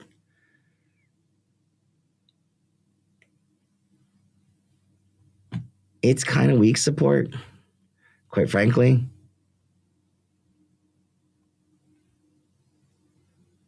I don't like it. Unless you own the stock, then I think that's fine. This is nothing to write home about. You should have bought it in 130 if you wanted to buy more. It doesn't move a whole lot. So, I mean, it can't, as a trader, I can't get super interested in this. But the dollar's lower, although inflation might be going heavy. You have to look into that kind of stuff with these. Credo.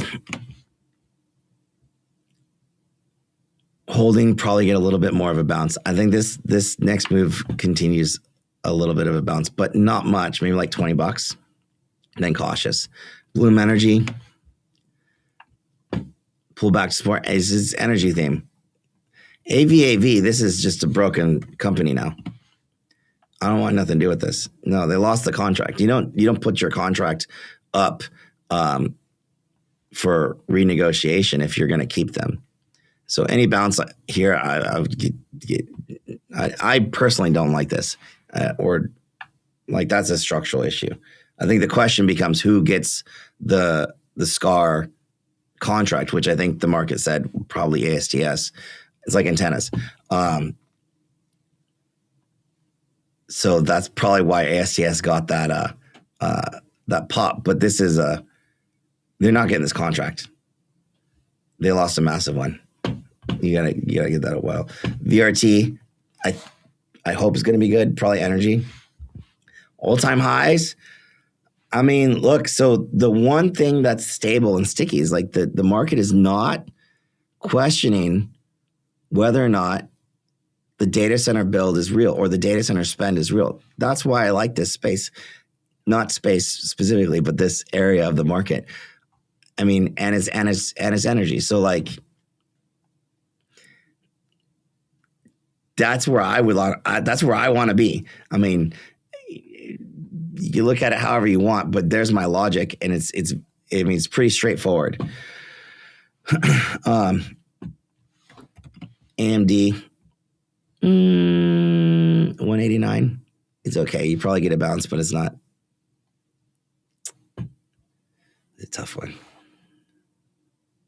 It's not that tough. Let's see. It's the first level. I will say that the real retracement, if we start talking about real retracements, is in the 150s. You want to be very cautious because you have a head and shoulders here. Here's the issue. Not head and shoulders, double top. You have a pretty clean double top here with this neckline right around 203. 227 is the prior all-time high over here. You get a bounce on AMD for a day or two that looks like this, and then you get this. That's how you get to 150. So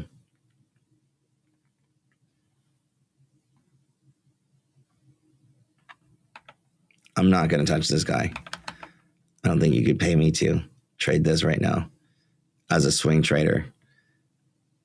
It's super dangerous. Day trader, if I see this happening in like live during the market, like I'll put this on my radar from a day trading perspective. If I see this trade, I'm not going to put this on my radar from a day trading perspective for this trade. I don't think that's really that juicy. But I would be more cautious here. Really. This is really far away from the all-time high.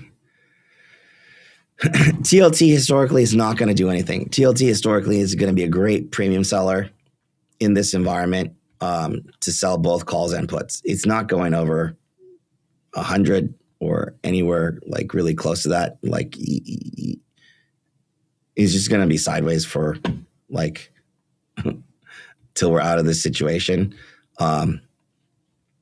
So I would happily sell $100 leaps and $80 leap puts.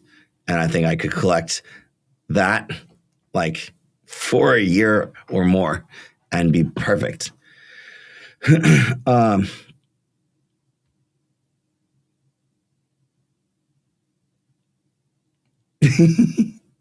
This is, it's been like this for a while. This has been like the characteristic of the market. We gap down and then it gets bought up during the regular session. It wasn't just today. It's been like that. I think that was the sentiment all week. Maybe a little bears exhausted, but people still holding on. Hoodie. As much as I like my hoodie, here's where I'm at. So this is a weekly chart. This was the first area, like the major area. And so to me, this is like my discount zone right in here, measuring from that absolute low, not absolute low, but from like this more recent low here, 30. This is it. But if this $70 level doesn't hold, like I just can't be bullish until we're like much lower. probably in the 40s. And until I see like real conviction strength, I can't do anything about it.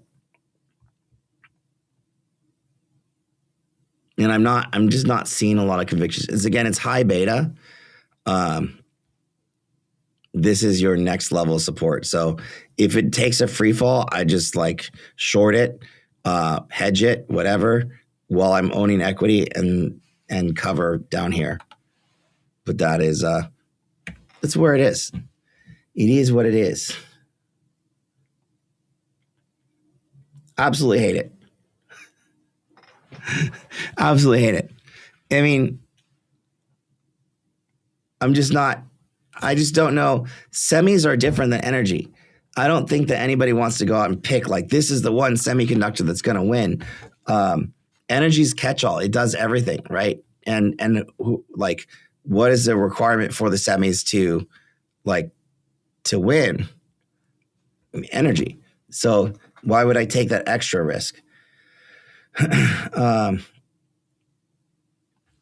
Some things, like I said, if they're beaten down enough, Qualcomm, back to this 135. See, like this might be a little bit more interesting to me because I don't think that their number one customer, Apple, is actually that much at risk here.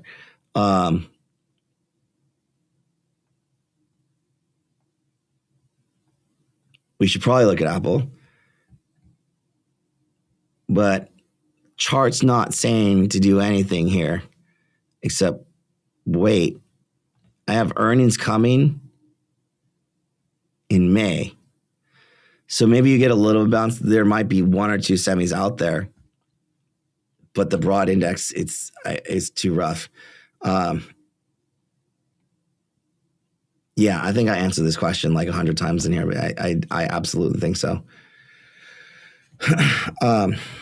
Someone asked about in the same breath, Corning. I like Corning, but this one has gotten very expensive too. I think it's like PE was like 70 somethings. Pullback at 119 is like the absolute lowest that I would be willing to see. If this can't hold 120s, I mean, we know where she's going. You lose 120s, you go back to the 80s or lower. But this is it. So from here to, I don't know, 160, it still needs to get over 160. I think, this can go sideways for a while. But I don't want to see this guy below 120s at all, which is a little concerning. So it's TBD. It's expensive. I think you have to do your own DD on this. Very expensive. But same thing with like things like Freeport, by the way, super expensive. This is like if you think that copper is not going to go up, or if you think that the price of optical is not going to go up and Corning is not going to make money, or, because the price today, Freeport as an example, very expensive.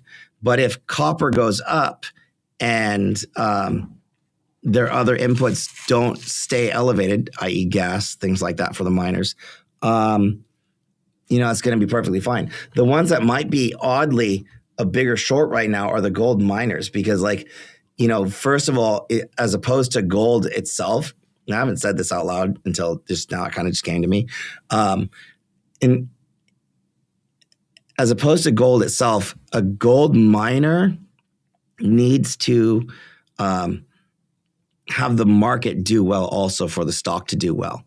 And for the miners, GDX being the ETF that tracks them all, for the gold miners, I love the gold miners, but this is probably the most at risk, especially for oil. Like if oil goes up, that's the gold miners' highest cost of doing business. And so if their costs go up, finally, after years of waiting for the gold miners to catch up to gold itself, the commodity, right? Which again, this is GDX. If I put GLD next to this as a comparison chart, and unlock these things. Gold has gone parabolic. The miners finally starting to catch up, but if the market doesn't think that, he's off the screen. If the market doesn't think that gold is going to stay at a high premium, and at the same time oil increases or stays increasingly high, that's a hard situation. And if the market as a whole does pull back, that's the worst scenario for the gold miners. So doesn't affect gold, the underlying asset, but for the miners, the companies, that's the roughest one. Amphenol, I mean, this one got hit pretty bad. I think it's at support. I don't hate this at all. I like this as a tested. If you're going to test a dip buy in this space here, I would test it in here. Or if you don't own Corning, maybe you could test it on Corning. But with the very short lease, because they're all kind of expensive. Meta, I just don't think is going to be doing a whole lot. 500 was my big level. It's going to be a while. And even if Meta came up with something to really get excited about,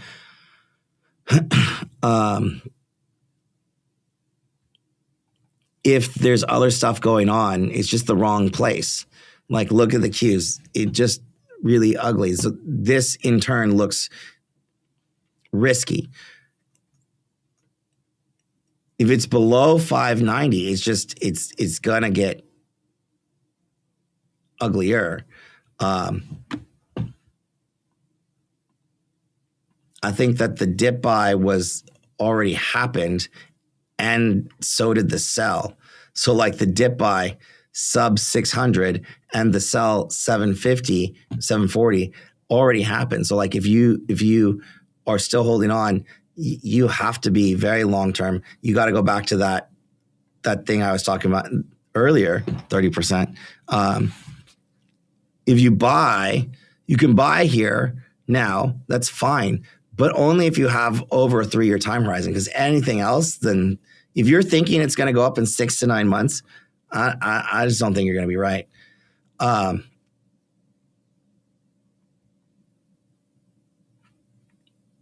And even if you are, the risk is too heavy right now.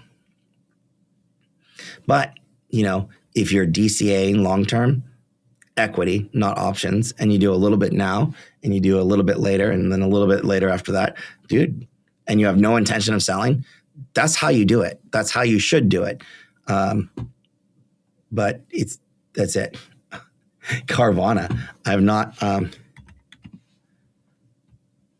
Carvana. Don't like this. So I see some small caps being requested. Let's take a look at the index, the IWM. So the Russell 1000 January effect is long gone. That trade is over, right? The move, the seasonal move for IWM is from here to here, right here, 20%. It's okay this year, not anything to write home about. This is 244. That is that prior pivot and all-time high that IWM as an index fought with for so epically long. Now, it's a break and a retest. We have to watch this. This one got hit exceptionally hard. This can get a little bit of a bounce, but I just will have to see this chart. Not many people are talking about. It's interesting. I think you could look at it sideways, but honestly, it's a bucket of stocks that aren't that great. I don't know that this is one I want to go out and if the market does not bounce strongly, this one actually will be what I would say is going to be a look above and fail, all the way fail. Back in this area. So I think that's the caution if this doesn't continue on. So this is more like a watch because this setup, for someone that's not like used to the more real trends in the market, this is still risky. I have to see serious buyers, and I have to have an environment that's going to be good for IWM. And if we're not cutting rates, I don't see how this is going to work. And well, some smaller software companies are at risk. I just really don't see how this is going to work. So I hate to be that guy. I don't know. I actually kind of see that. But technically I can see where you'd want to be bullish, where you have a break and like retest. But you need to have this. It's called a break and base. Base means sideways. And then if I get a sideways base and then go, that's what I need to see. But here now with this kind of momentum, if you're asking about a small cap, just know I've just kind of gone over my my sentiment. So it's a little, that goes for Ondas. I just think you're not looking at the right things. You guys are very bullish. So anybody's asking why the dip keeps getting bought, it's because of this. I'm trying to tell them I just don't think so. Saya is, this one had something else go on. It's got to be a headline of some sort. I haven't looked it up yet. I actually like this as like if you're gonna go in the barrel, I think you can get this probably close to 330s. I don't mind this at all anytime in here. So you'll probably get this. And then because of what this is, so this company is a trucking company, less than full truckload type company. But these guys ship, I think I talked about it before.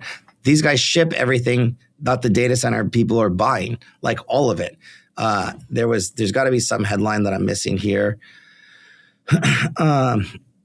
Less than truckload LTL, lower tonnage and mixed shipment trends. So 6 days ago, they're not getting like exactly that thesis that people are shipping more yet, which maybe if they're not, like this is assuming that the whole thesis of the data center generational build is real.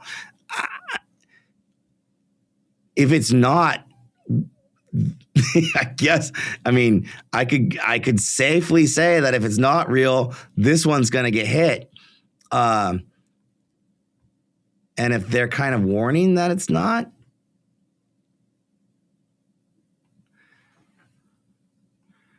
Q1, this is on the 3rd. January and February, less than truckload data showing shipments roughly flat, but tonnage and weight per shipment down year over year. That's why. So like decline 7%. I don't know if that, we'll have to see. We'll have to see. They were on a pretty good rebound. Core weave. Yeah, this one's rough. The data center stuff, the Neo Cloud specifically, and just like these are hard. So many people asking for Ondas. I don't know why. No, don't touch this, dude. This is, you're looking for a short entry? Is that what you guys are looking for?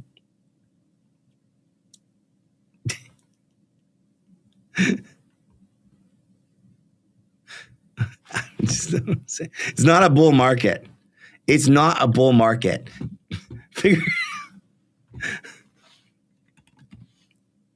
Zeta at resistance.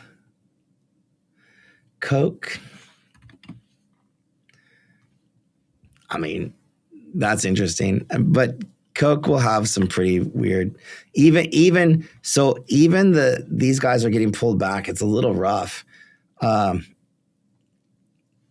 I know, I don't like China. So I don't hate China, actually, at all.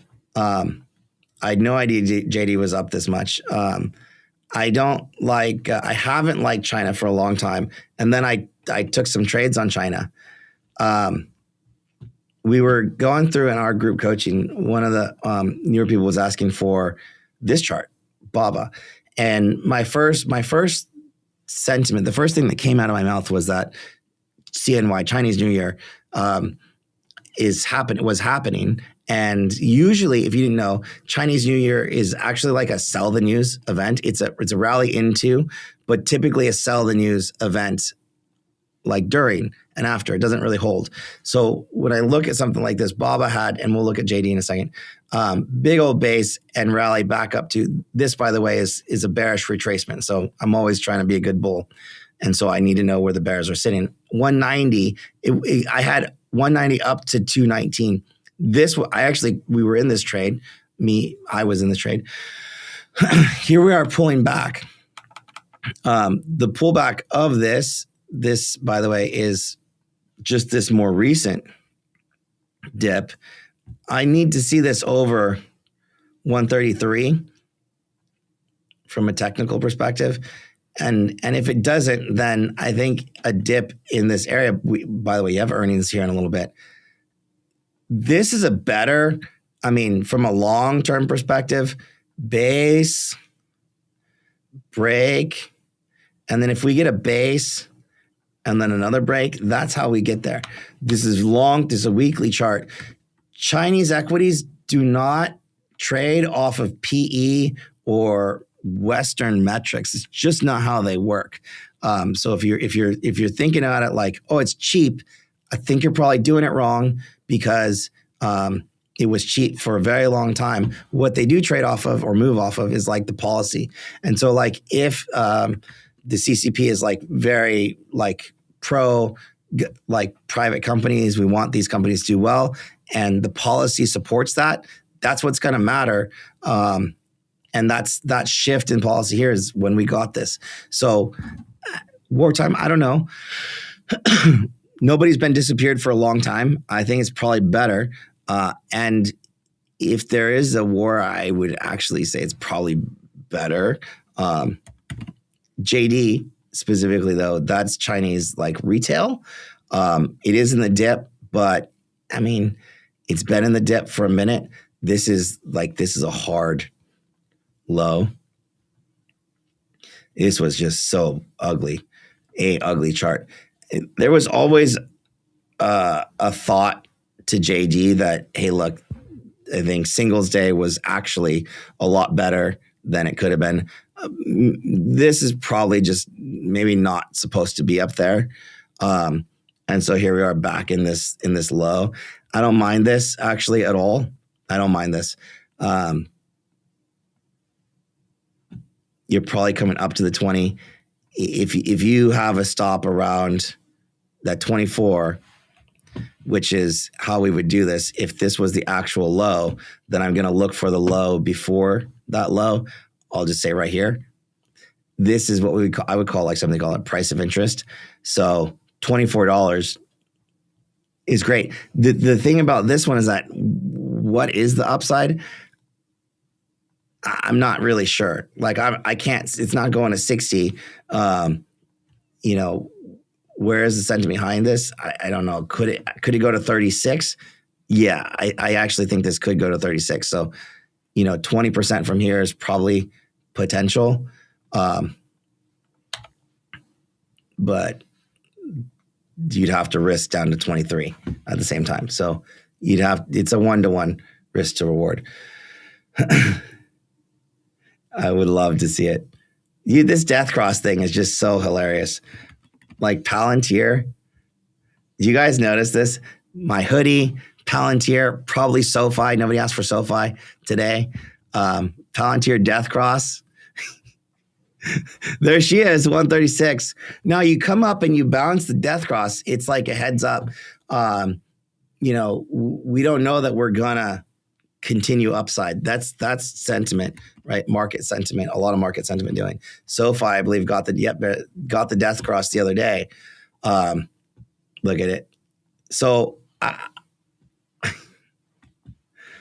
I would be more inclined to go along SoFi right here, right now than a lot of things just for a trade, like just a trade. I could be absolutely wrong, but just on a mean reversion perspective, even though this is not at my levels, I mean, this is an order block, we would call it, break of structure here from this prior high, a little pivot here. If I pull this down, I mean, it's a small one. It's not anything to write home about. But just saying, I actually would be more inclined to go long SoFi right here, right now than a lot of other things. As weird as that sounds, I haven't looked at Verizon. This thing is having a wild year. Let's see if it's come down and all. No, it's sideways. I do think it's done. Let me show you why. So I got to go out to a monthly chart on Verizon. And yeah, it's had a great year, but it is right back into tactical kind of resistance right in here. That's a monthly. Here's a daily. And I'll turn on my volume profile and see where we can see. So in this area, if it can hold 49, that's great. But if it's below 49, that's a bigger deal. Speaking of these kind of names, have anybody looked at, I think it's Versant. This stock I bought like randomly, didn't really think much of it. I could probably sell it now. Actually, 2 days down. Never mind. Take it back. Don't look at this one anymore. It's probably done. AOI. I'm going to skip. I don't even know what that is. SCCO, silver, copper miners.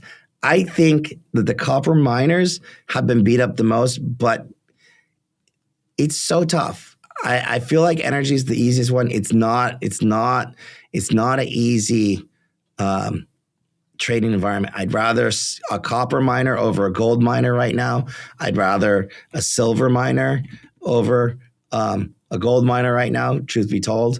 But these can all be very, very expensive. Merck was losing Keytruda in 2008 and ACA. Okay, so there you go. Probably not great for Merck. I wouldn't buy. Yeah. So Kevin, yeah, AstraZeneca is interesting. I haven't looked at this chart in a while. This is all about pipelines, things like that. And then if you miss the if you miss the godlike chart, Novo Nordisk. So shout out Kevin. Novartis, not Novo Nordisk. I feel like everybody kept typoing the S, the O, like NVO. They thought it was NVO, but they should have been looking at NBS the whole time because that's the chart. SLB, I actually like, so Slob got beat up. Again, these are more in like, they're a little bit expensive.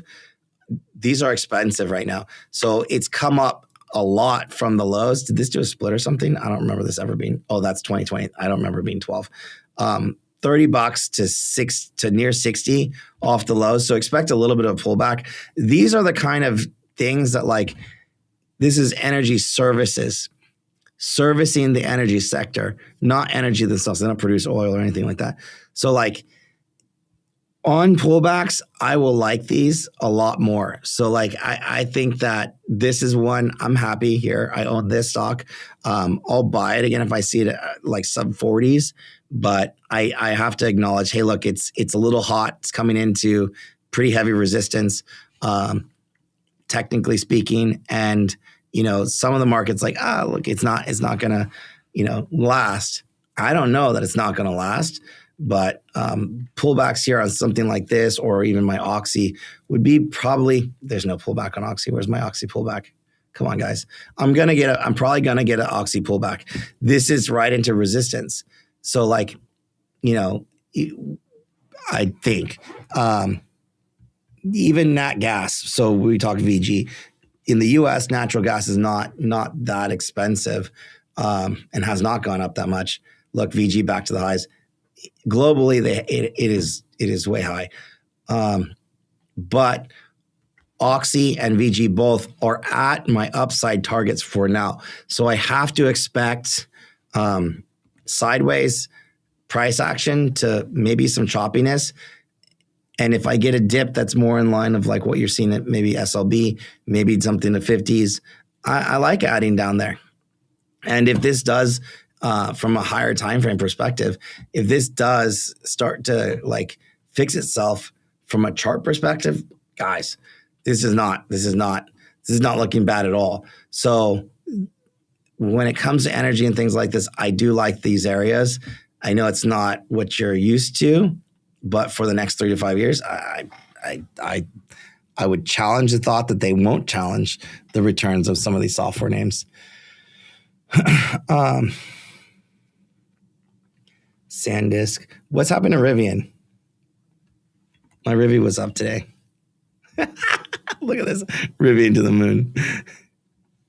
We put this on a monthly chart. It just looks so sad. But yeah, I don't think this is going anywhere right now. I think you're as close to 14. Or below 14 anytime this is 14. I nibble. I think it's a transition year, but 2028, 2027, 2028 would probably be better. That's when we're going to see. Do they last? I still think they have a ways to go, but I don't think they're going bankrupt at all. SanDisk, little bouncy bounce into resistance. I would wait. There's a lot of stuff here that's waiting. Why people want sock sell so much, I don't know. Does the chart have beauty? It depends on how you look at it. Ulta lost the 20. Where's my 50? And the 50. I think she does from a long-term time like perspective. I don't know. You tell me. I like it. This is a turnaround story, though, also, by the way. Like, they had stores and Targets and stuff like that. They ripped them out. They did their own kind of thing. I think this will continue, but buyable dip sub 600. I like it. I like it for the year. Plus, it has like that defensive kind of setup. So as long as Ulta holds this year well over 615 for the majority of the year, we should be good. Otherwise, if it does not, then I can expect a pullback into the 450s. It's a little early for me to say. They have earnings coming up pretty soon. So right now, this is retesting last year's high. This is a retest of the annual candle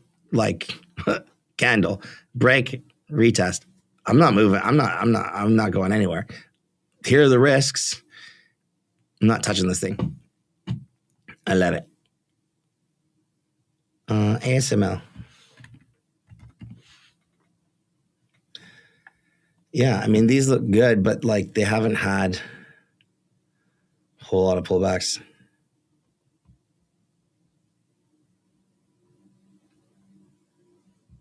Tough. I like KLA. I like KLA better.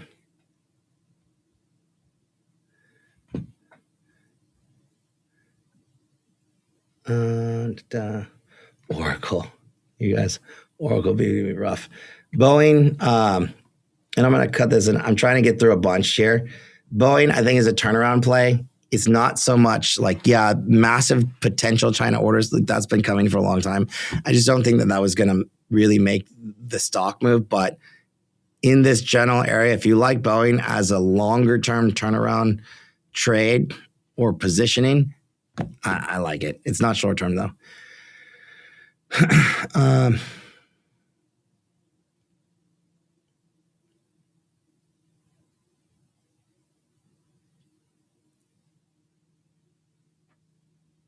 Let's see. Tesla to 340. It's not holding, but it's not breaking either. So a lot of these are kind of like downside here. I feel like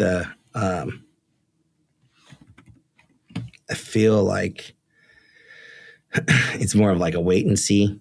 This is too small market cap for me to play with. I'm sure of it. Yeah, I can't even talk about this one, guys. I think if you're such a small player in a real big industry, I don't think it's very real. It's very niche.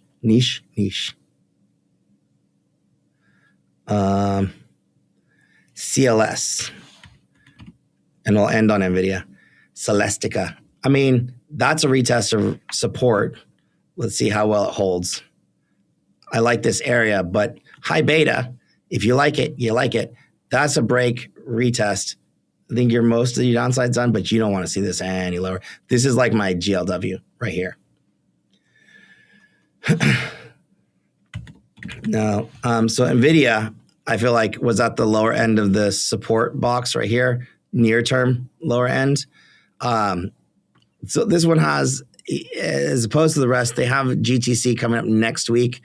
We'll see. It's been a bumpy ride for, I don't know what you call people that work at NVIDIA or NVIDIANs. I don't even know what to call them.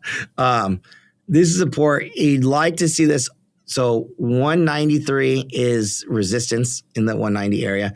This is the box that NVIDIA has kind of been living in right here. So if it holds and you get a shot at the bottom of the box, which is like mid 170s, to go back up to the 190s, I think that's the tradable range. You're kind of near that midpoint right now. So I would just kind of wait and see if you didn't grab it out of the gate.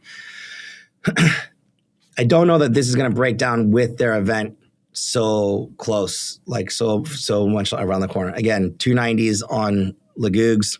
I mean, it's breakdown, but it's instantly bought up. There's nothing in Google's situation here that's at risk for me. So it's like, that's probably why it's going to hold relatively strong. But that was a breach. This is kind of trappy price action. I'd be a little more concerned there. Microsoft, mega cap. Again, I want it. I think this is fine, but my downside is lower. This is right in that weird spot for IGV, rough. It's a watch. The sentiment for the market is not in a place to think that you're going to have a V-shaped recovery. Not right now. At least as of this moment today. If something changes, cool, something changes. If you guys know something that I don't know that would change the whole sentiment of the market, that's fine. But like, I know what's real in terms of what is out there and what I'm seeing. And it's like, you read the room. I'm reading the room of the market. It is what it is. And it's just not, they're decent discounts, but they can get better. And I'm a greedy bastard sometimes, and I really like my deep discounts. So I'll go Black Friday shopping with you guys all day long, but we're a little ways away from that. Until then, I think some things are tradable bounces. I will say that. And I think that's kind of where I'm going to leave it off. So I like a lot of things. Not everything bottoms at once, but when the bottom falls out, they typically do. I just don't see that happening either. It's just kind of like headlines got people on edge. We get a ceasefire headline and all good in the Middle East, and we will rally back again. Two charts that I think are most important, IGV and RSP. If they're both trending in the same direction, I think it's all good, and those will tell you what direction. In the meantime, if they're going in separate directions, probably a little bit choppy. So until then, I think we have to just kind of like stay the course, be patient. Patience pays, and I'll see you guys on the next one. Adios.